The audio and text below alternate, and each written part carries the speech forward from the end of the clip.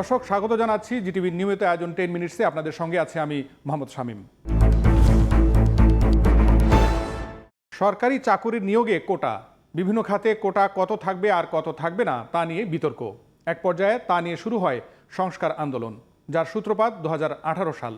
আন্দোলন, সহিংসতা, ভাঙচুর, অগ্নিসংযোগের মধ্যে বিরক্ত হয়ে কোটা বাতিল করেছিলেন প্রধানমন্ত্রী শেখ হাসিনা। সম্প্রতি একথা আবারও উল্লেখ করেন তিনি। ধরুন, একবার তারা এই ধরনের আন্দোলন, শুধু আন্দোলন না, তখন যে সমস্ত ঘটনা তারা ঘটাচ্ছিল, মানে আমেরিকা অফিসে আক্রমণ, সেখানে মানুষের উপরে আঘাত করা, কিছু জ্ঞানীগুণী আছে একেবারে ঘরের মধ্যে বসে মিথ্যা অপপ্রচার রেকর্ড করে ছেড়ে দিচ্ছে, এই ধরনের সমস্ত দেখে আমি খুব বিরক্ত হয়ে যাই। এবং তখন এক পর্যায়ে বলি যে ঠিক আছে, কোটা বাদই দিলাম। আমি দেওয়ার উদ্দেশ্যটা ছিল যে আগে দেখো কোটা বাদ দিলে কী অবস্থা হয়। এখন কী অবস্থা হয়েছে, বেশি দূর যাওয়া লাগবে না। এবারেই দেখেন, ফরেন সার্ভিসে মাত্র 2 জন মেয়ে চান্স পেয়েছে এবার, আর পুলিশ সার্ভিসে মাত্র 4 জন মেয়ে চান্স পেয়েছে। দীর্ঘ 6 বছর পর আবারও কোটা বিরোধী আন্দোলন তৈরি হয়। আবারও কেন এই আন্দোলন?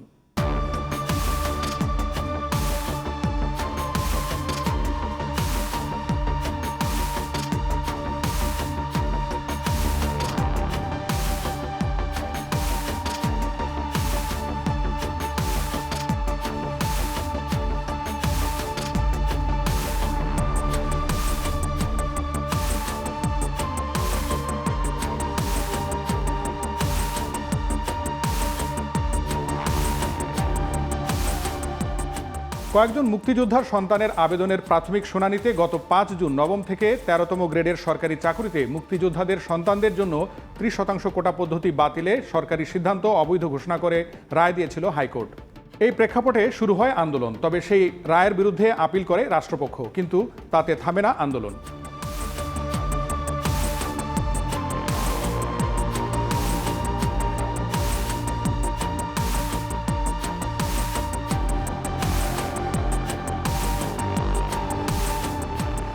বৈষম্য বিরোধী ছাত্র আন্দোলনের ব্যানারে সরকারি চাকুরিতে কোটা ব্যবস্থায় স্থায়ী সমাধানে টানা আন্দোলন চলছে।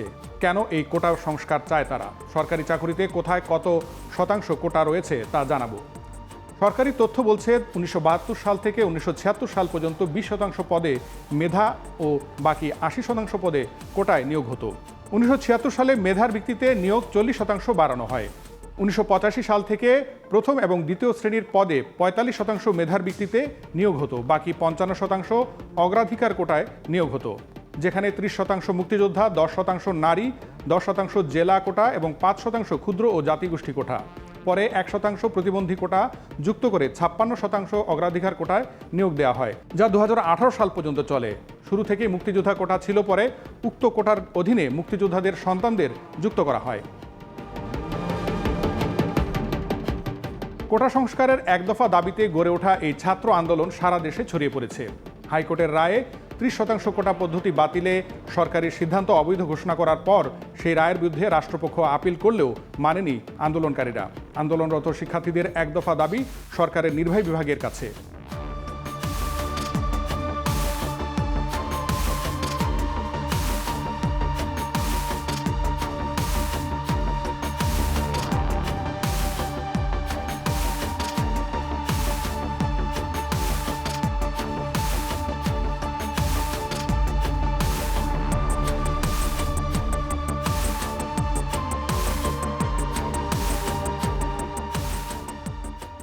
সরকারি চাকুরিতে সকল গ্রেডে অযৌক্তিক ও বৈষম্যমূলক কোটা বাতিল করে অনগ্রসর গোষ্ঠী ও বিশেষ চাহিদা সম্পন্নদের জন্য কোটাকে ন্যায্যতার ভিত্তিতে ন্যূনতম পর্যায়ে এনে সংসদে আইন পাশ করার দাবি আন্দোলনকারীদের। গত জুলাই মাসে কোটা সংস্কার আন্দোলন দ্রুত ছড়িয়ে পড়তে দেখা গেছে। টানা ক্লাস ও পরীক্ষা বর্জন করে চলছিল লাগাতার কর্মসূচি। আন্দোলনকারীরা সুসংগঠিত হতে ক্যাম্পাসে অবস্থিত আবাসিক হলে গণসংযোগ শুরু করে, বিলি করে প্রচারপত্র। ছাত্রছাত্রীদের সুসংগঠিত করতে গঠিত হয়েছে আহ্বায়ক কমিটি।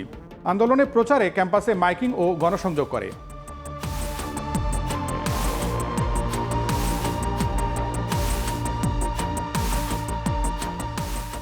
শুরু করে বাংলা ব্লকের নামে দেশব্যাপী আন্দোলন।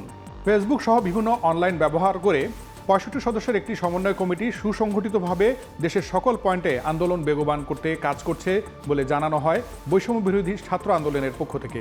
এদিকে কোটা আন্দোলনের সঙ্গে একতা ঘোষণা করে বিরোধী সব রাজনৈতিক দল।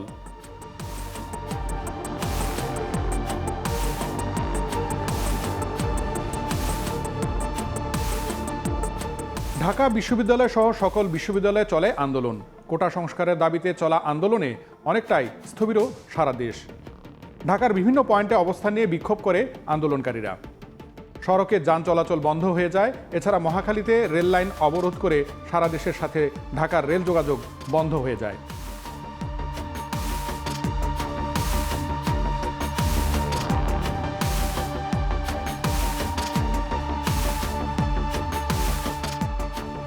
এই আন্দোলন যখন রূপ নেয় সরকার উৎখাতের আন্দোলনে, সরকার ও আওয়ামী লীগের পক্ষ থেকে বলা হচ্ছে কোটা বিরোধী আন্দোলনে সরকার বিরোধীরাই ইন্ধন দিচ্ছে। কোটা বিরোধী আন্দোলনকে সরকার উৎখাতের আন্দোলনের রূপ দিতে চায় বিএনপি জামাত, এমন অভিযোগ করেছে আওয়ামী লীগ সাধারণ সম্পাদক ওবায়দুল কাদের। শিক্ষার্থীদের উস্কানির ফাঁদে পা না দিয়ে দায়িত্বশীল আচরণের আহ্বান জানান তিনি। এখন এই কোটা নিয়ে আন্দোলন সাধারণ শিক্ষার্থীদের আন্দোলন নেই, এখানে সরাসরি বিএনপি জামাত, ছাত্রদল, ছাত্র শিবির জড়িয়ে আন্দোলনকে সরকার উৎখাতের আন্দোলনে পরিণত করতে চাইছে। শিক্ষার্থীদের কারো হাতের পুতুলে পরিণত না হওয়ার আহ্বান জানিয়েছেন পররাষ্ট্রমন্ত্রী ডক্টর হাসান মাহমুদ। বলেছেন বিএনপি জামাতের প্রেসক্রিপশনে কোটা আন্দোলন হচ্ছে।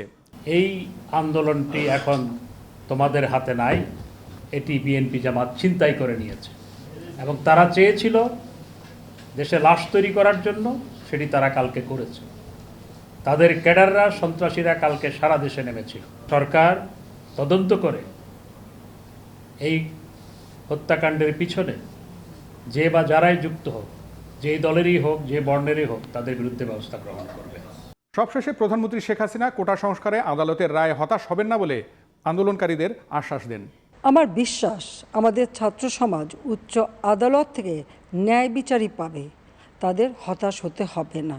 সরকার কোটা সংস্কারের পক্ষে আছে উল্লেখ করে শিক্ষার্থীদের সঙ্গে আলোচনার আগ্রহের কথা জানান আইনমন্ত্রী। প্রধানমন্ত্রীর নির্দেশে আইনমন্ত্রী এ তথ্য দেন। এই শিক্ষার্থীরা তারা বলেছেন যে আন্দোলনের পাশাপাশি তারা আলাপ আলোচনাও করতে আগ্রহী। আমরা তাদের এই আলাপ আলোচনার প্রস্তাবে তাদেরকে স্বাগত জানাই। মাননীয় প্রধানমন্ত্রী তাদের এই প্রস্তাবকে অভিনন্দন জানিয়েছেন এবং তাদের এই প্রস্তাবের প্রেক্ষিতে মাননীয় প্রধানমন্ত্রী তাদের সাথে আলোচনা করার জন্য আমাকে, মানে আইনমন্ত্রীকে এবং শিক্ষামন্ত্রী জনাব মহিবুল হাসান চৌধুরী এমপি, তাকে দায়িত্ব দিয়েছেন। আমরা তাদের সাথে বসবো এবং আমরা এটাও বলতে চাই যে তারা যখনই বসতে রাজি হবে, এটা যদি আজকে হয়, আজকেই আমরা বসতে রাজি আছি। তারপরও চলছে দেশব্যাপী সংঘর্ষ। কার স্বার্থে এই আন্দোলন? শেষ পর্যন্ত কোটা সংস্কার আন্দোলন কোন পথে যায় সেটাই এখন দেখার বিষয়।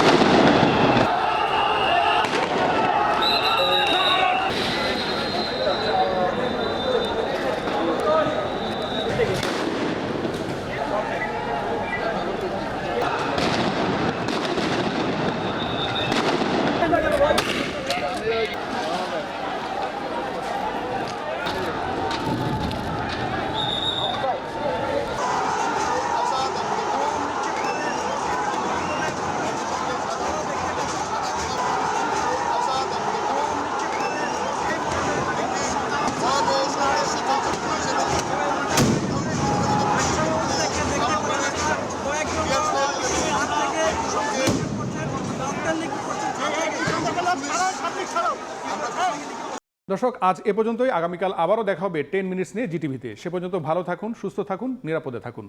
শুভরাত্রি।